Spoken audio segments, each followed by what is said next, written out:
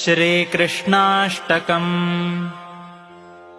श्रीवासुदेव मधुसूदन कैटभारे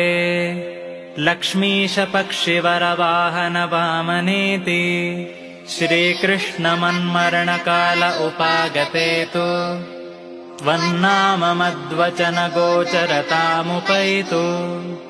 गोविन्द गोकुलपते नवनीतचोर श्रीनन्दनन्दन मुकुन्द दयापरेति श्रीकृष्णमन्मरणकाल उपागते तु त्वन्नाम मद्वचन गोचरतामुपैतु नारायणाखिल गुणार्णव सर्ववेद पारायण प्रिय गजाधिपमोचकेति श्रीकृष्णमन्मरणकाल उपागते तु त्वन्नाम मद्वचन गोचरतामुपैतु आनन्द सच्चिदखिलात्मक भक्तवर्ग